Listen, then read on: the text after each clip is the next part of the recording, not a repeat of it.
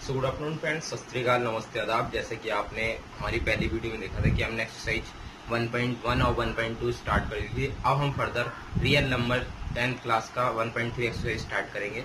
Exercise start करने से पहले हम उसमें, क्योंकि अपरिमेय और परिमेय नंबर का जिक्र है या फिर रेशनल या इरेशनल नंबर का प्रोसेस है, तो हम उसके बारे में पहले बताएंगे। क्योंकि बेसिक जानकारी देना हमने पहले ही वीडियो में बताया था कि हम आपको 0 से 10 तक लेके जाएंगे, तो इसलिए हम स्टार्ट करते हैं पहले रेशनल, और रेशनल हो उसके बाद हम फर्दर 1.3 एक्सरसाइज स्टार्ट करेंगे। मैं बताता हूँ कि रेशनल नंबर क्या होते हैं। रेशनल नंबर वे होते हैं जिनको कोई भी रेशनल नंबर होगा वो P/Q की फॉर्म में डिनोट होगा जबकि Q नॉट इक्वल टू क्या होगा, 0। कौन सा कोई भी नंबर रेशनल नंबर जब होगा जो P/Q की फॉर्म में डिनोट होगा, Q क्या होगा, नॉट इक्वल टू 0 होगा। परंतु हम क्यों कहते हैं कि P/Q की फॉर्म में ही होगा, P/P की फॉर्म में क्यों नहीं होगा?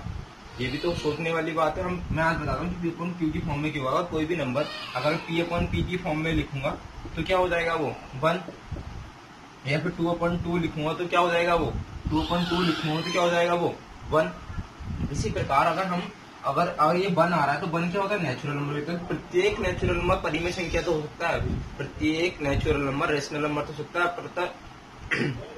परंतु प्रत्येक रेशनल नंबर नेचुरल नंबर नहीं हो सकता। इसलिए हम इसको अलग अलग नंबर या फिर P/Q की फॉर्म में लिखते हैं। ये क्या कहलाता है, परिमेय संख्या कहलाता है। अब इसकी हम थोड़ी सी बेसिक जानकारी ले लेते हैं, कुछ थ्योरेटिकल मेथड क्या है, फिर हम 1.3 एक्सरसाइज स्टार्ट करते हैं। आइए थोड़ी बेसिक जानकारी लेते हैं। तो बेसिक जानकारी क्या है कि परिमेय संख्या का योग, घटा, गुणा, भाग एक परिमेय संख्या ही होता है। मतलब कोई भी रेशनल नंबर का अगर हम सम करते हैं, सब्ट्रैक्शन करते हैं, मल्टीप्लिकेशन करते हैं या फिर डिवाइडेशन करते हैं, तो वो क्या होता है, एक परिमेय P/Q की फॉर्म में ही रहता है। मतलब परिमेय संख्या ही होता है या फिर रेशनल नंबर ही होता है। सपोज करके देखना हम 2 - 2 तो क्या हो जाएगा, 0। 0 क्या है, रेशनल नंबर है। अगर ले लेते हैं हम 2 + 2, ये डेट इज क्या आएगा, 4। 4 क्या है, एक रेशनल नंबर है। अब ले लेते हैं 1/2 × 1/2 क्या आ जाएगा, 1/4।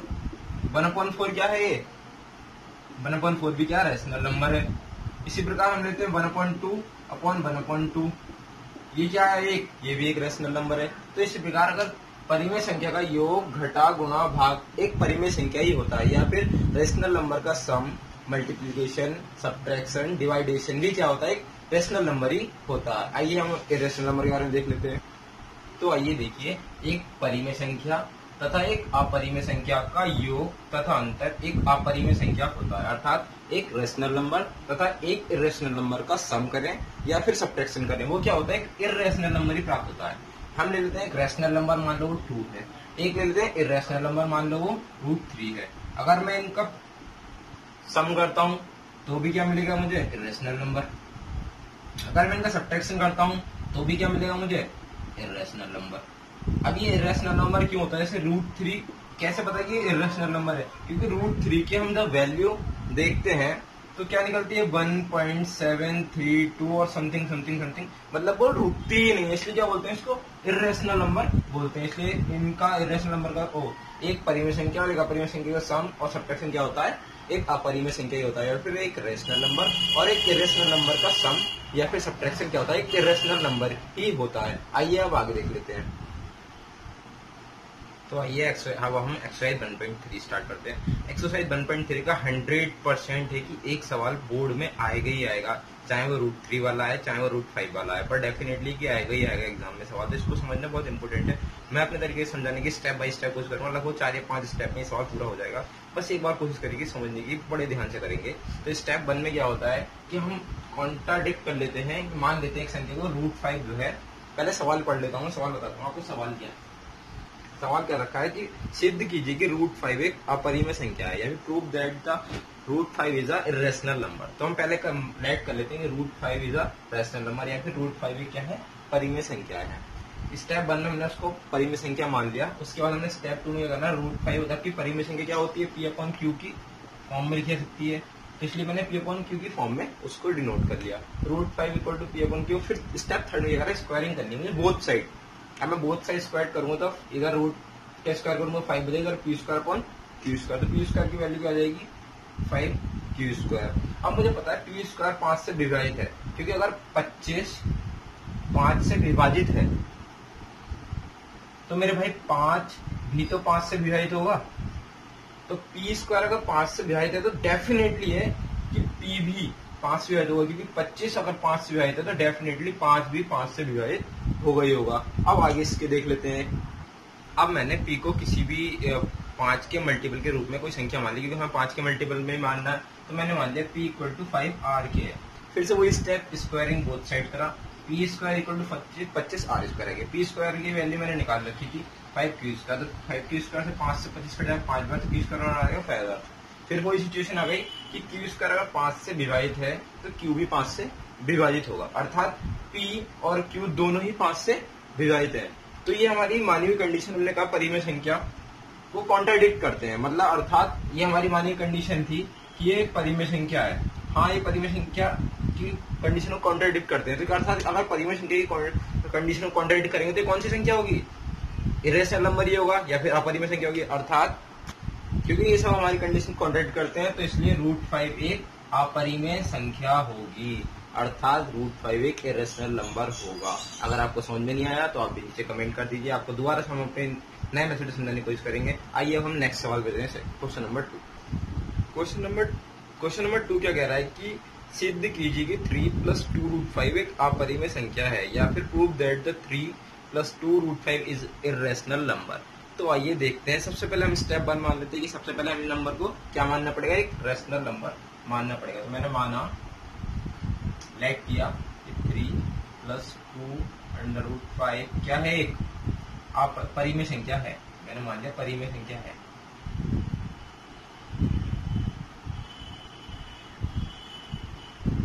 अब मैंने परिमेय संख्या मान लिया, तो ये क्या करना पड़ेगा मुझे? 3 + 2 √5 is equal to P upon Q के रूप में लिखना पड़ेगा। अब मैं करता हूँ 3 को माइनस लिखता हूँ, क्योंकि वो है परिमेय संख्या है। 2 + √5 equal to P upon Q -3, और फिर 2 को इसके बटे में जाए, √5 is equal to P upon Q -3/2 इस रूप में आ गया। अब क्योंकि अगर मैं किसी भी परिमेय संख्या में से कोई भी परिमेय संख्या घटाता हूँ तो परिमेय संख्या प्राप्त होती है, मैंने बताया था, एक कंडीशन दिखाई थी। अगर किसी भी परिमेय संख्या का भाग देता हूँ तो वो भी एक परिमेय संख्या हो सकती है। और अर्थात इस साइड क्या है? एक अपरिमेय संख्या है। तो क्योंकि √5 एक अपरिमेय संख्या है,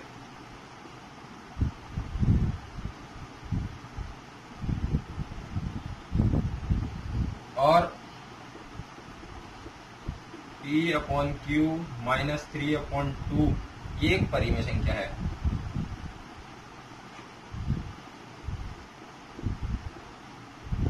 तो √5 कभी भी इक्वल नहीं हो सकता कि इसके P अपॉन Q -3/2 के। अर्थात इससे प्रूफ हो जाता है कि सिचुएशन को कॉन्ट्राडिक्ट कर रही है। इससे प्रूव हो जाता है कि 3 + 2 √5 एक अपरिमेय संख्या है। इसी प्रकार थर्ड क्वेश्चन का थर्ड पार्ट भी ऐसे हो जाएगा। आइए हम थर्ड क्वेश्चन का फर्स्ट पार्ट ट्राई कर लेते हैं और फिर देखते हैं। थर्ड क्वेश्चन कह रहा है कि सिद्ध कीजिए निम्नलिखित की संख्याएं अपरिमेय हैं। तो हम इनमें से एक पार्ट करता हूँ, थर्ड पार्ट मैंने करा ही दिया, उसके सेकंड के इक्वली है, मतलब समथिंग। और अगर नहीं भी होता तो आप कमेंट में बताइए, हम डेफिनेटली कराएंगे आपका सवाल। तो फिलहाल थर्ड का फर्स्ट पार्ट करते हैं। 1/√2 एक अपरिमेय संख्या, इसको प्रूफ करके देख लेते हैं है या नहीं है। फिलहाल करते हैं वही अपना स्टेप 1 कि 1/√2 मान लो एक परिमेय संख्या है,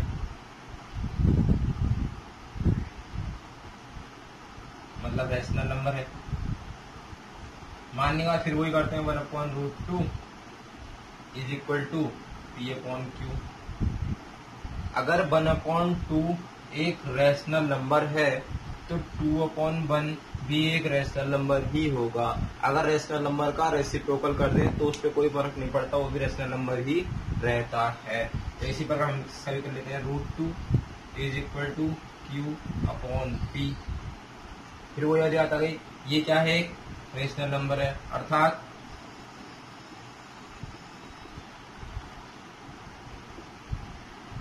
P upon Q upon P एक परिमेय संख्या है,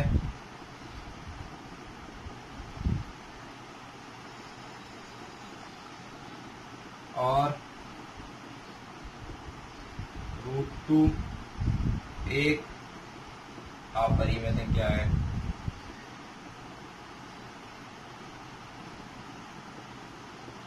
क्या है? तो √2 कभी भी नहीं हो सकता Q/P के इक्वल। इससे प्रूफ होता है कि √2 एक अपरिमेय संख्या। अगर आपको इस मेथड से क्वेश्चन समझ में नहीं आता तो हम आपको दूसरे मेथड से भी ये वाला क्वेश्चन करा सकते हैं। आप नीचे कमेंट पे फिल कर दिए, और इसके सेकंड और थर्ड पार्ट आप ट्राई करिए। अगर फिर भी नहीं होते हैं तो अगर सेकंड और थर्ड पार्ट नहीं होते हैं तो आप हमें बता दीजिए, हम आपको उसमें कमेंट सेक्शन में हम उसका सॉल्यूशन आपको डेफिनेटली देंगे। और हम एक कल चैप्टर खत्म करने वाले कोई ऑर्गेनाइज करेंगे 10th क्लास के फर्स्ट चैप्टर का ही। उसमें जो पार्टिसिपेंट के सबसे ज्यादा हाईएस्ट मार्क रहेंगे उनका हम इंट्रोडक्शन अपने वीडियो में अपलोड करेंगे, तो हमारा कोई जरूर ज्वाइन करेगा। Thank you so much for watching.